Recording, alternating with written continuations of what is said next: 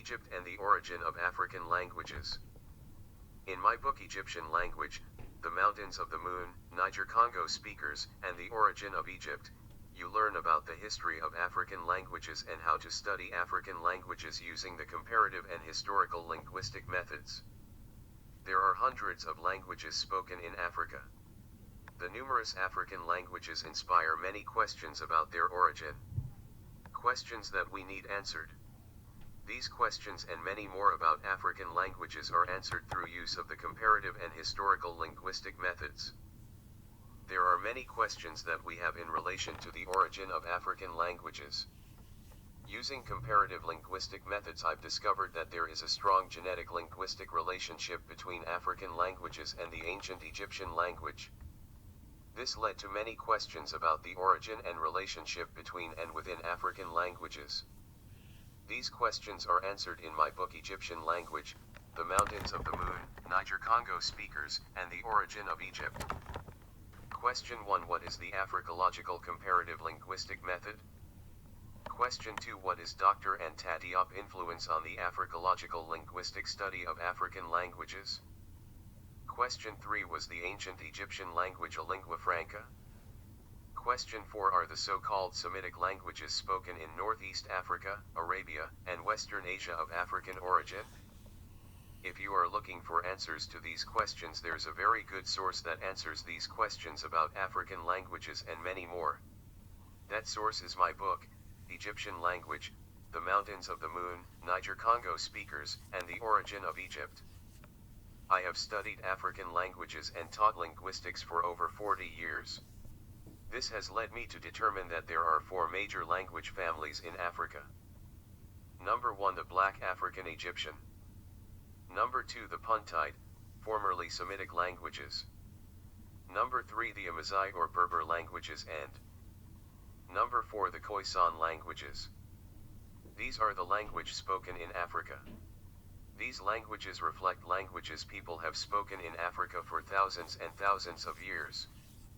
Using the comparative linguistic and historical evidence I explain in Egyptian Language, The Mountains of the Moon, Niger-Congo Speakers, and the Origin of Egypt, that ancient Egypt was a multi-ethnic society in which each of the 42 sapats or Egyptian administrative centers was dominated by different ethnic groups who probably spoke various Niger-Congo and other African languages that we find in Africa today.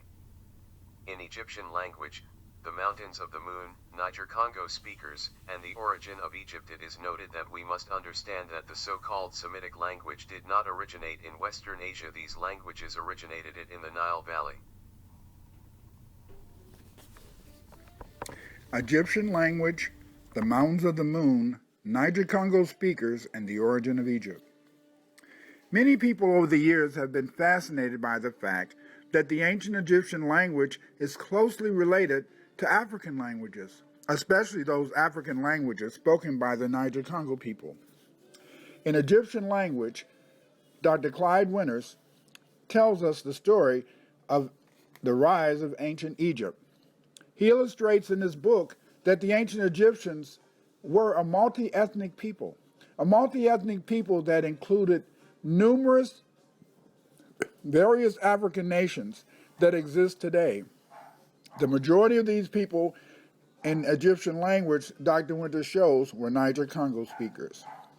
In the Egyptian language, The Mountains of the Moon, Niger-Congo Speakers, and the Origin of Egypt, Dr. Clyde Winters tells us about the role of Niger-Congo speakers in the rise of Egypt and the origin of Egyptian civilization. Egyptian languages is divided into 7 chapters. Chapter 1 discusses the Unanian culture. Chapter 2, the phylogeography of Niger-Congo speakers. Chapter 3, the fact that Egypt was a pan-African civilization. Chapter 4, an introduction to comparative linguistics. Chapter 5 provides the linguistic methods of Doctor Anta Diop. In Chapter 6, Afrocentric linguistic methods are discussed. Chapter 7 provides an overview of the origin of writing in Africa. There's also 3 appendixes. Appendix 1 deals with the Afro-Asiatic language. Appendix 2 deals with the Puntite language. The Puntite languages is just a name that I call the Semitic languages because this part of Africa was called Punt in ancient time, and Appendix 3 deals with the Berber languages, those languages that are spoken by people in North Africa. The French linguist Mademoiselle Homberger devoted much of her life to the study of African languages. In her later years, she made the shocking discovery that the Niger-Congo family of languages were related to the Egyptian language. This led Dr. Homberger and M. Delafosse to declare that the Niger-Congo family of languages and Egyptian had a common origin.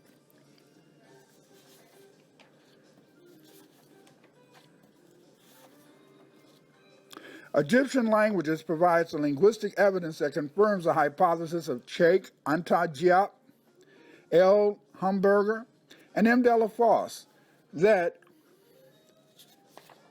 Niger-Congo speakers and Egyptians had a common origin.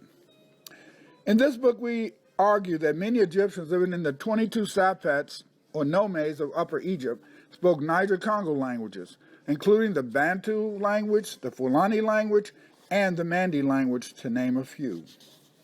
Egyptian languages, the Mounds of the Moon, the Niger-Congo speakers, and the origin of Egypt provides us with a detailed discussion of the genetics that support the role of Niger-Congo speakers in the rise of Egypt. It explains the phylogeography of Y chromosome haplotypes shared among the Niger-Congo speakers. These haplotypes include A, B, E1, B1A, E1, B1B, E2, E3A, and R1.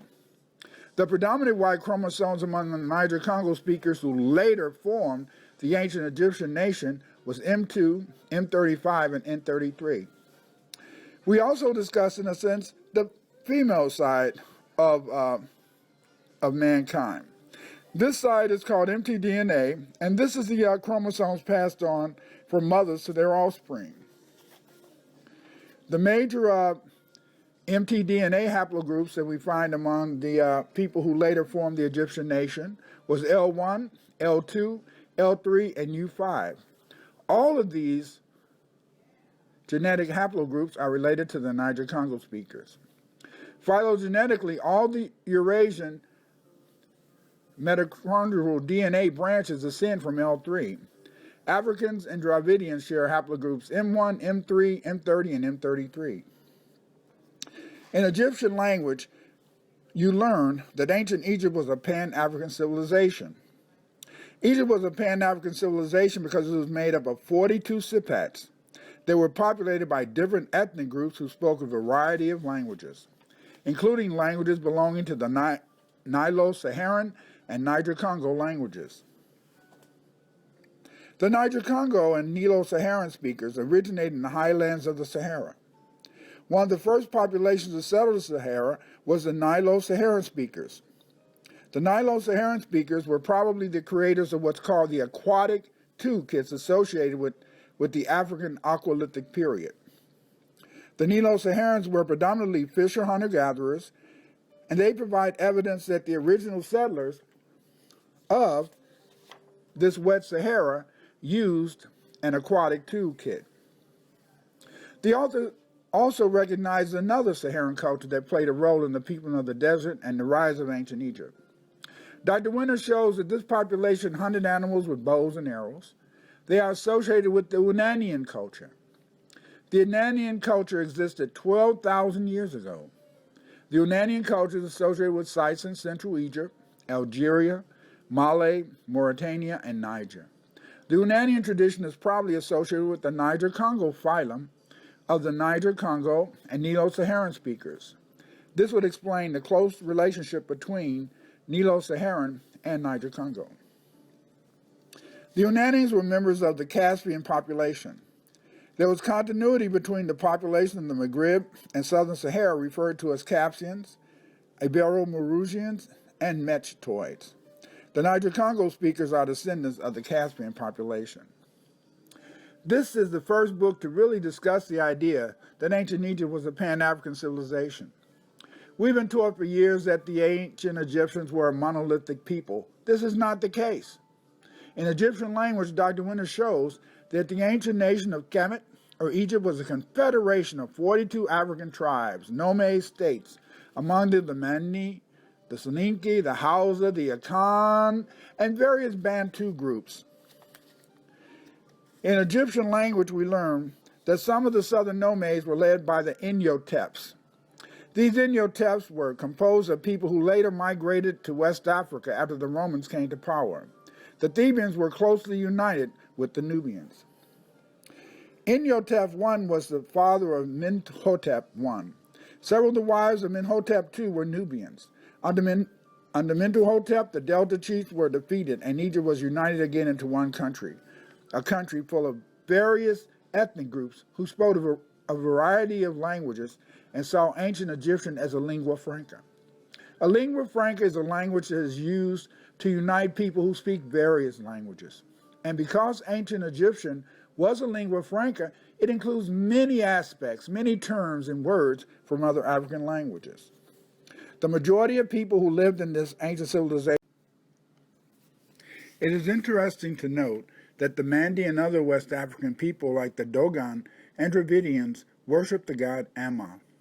The fact that Mandi, Wolof, and Fula languages are related to Egyptian is probably due to the fact that when the Inyoteps took over Egypt, the ancestors of these groups lived in southern Egypt, Upper Kush. This would explain, 1, the relationship between the Fula and Egyptian language of the 12th dynasty, the introduction of the worship of Amun to the Egyptians, a god worshipped by many Niger-Congo speakers, 3, the presence of Egyptian gods for selected nomes bearing West African ethnonyms, and 4, the love of the Basenji dog by the 12th dynasty Egyptians, a dog which is prominently found in West Africa. Egypt was indeed a Pan-African civilization, and Egyptian language tells you all about this. In Chapter 4 and 5, we explain the comparative linguistic method and how Doctor Anta Diop used this method to prove a genetic linguistic relationship existed between the Niger-Congo and ancient Egyptian language. Following this introduction to comparative linguistics, readers will learn about the many other African linguists who have confirmed the research of Professor Diop. In Chapter 7, Dr. Winters explores the history of writing in Africa. Yes, writing in Africa. He explains how Africans use hieroglyphic, pictographic, and syllabic writing systems to express themselves, explain their beliefs, and leave us great texts and monuments that we could know more about these people who lived in ancient times and know about them today in modern times. It explains how the Niger-Congo speakers, known in history as the Kushites, took the syllabic signs of the Thinite script to create the various Mandi scripts, including Vai, and the writing systems used in Minoan Crete, Elam, the Indus Valley, and the Olmec people of Mexico. Egyptian language is a very important book. It provides the genetic, linguistic, and archaeological evidence relating to the diverse Niger-Congo speakers who made up segments of the Egyptian nation. Readers of this book will learn that the Niger-Congo speakers originated in the highland regions of Middle Africa, the Mountains of the Moon, and that this population later settled Upper Egypt and formerly belonged to the Unanian culture. Get Egyptian language. You'll enjoy it and you'll learn.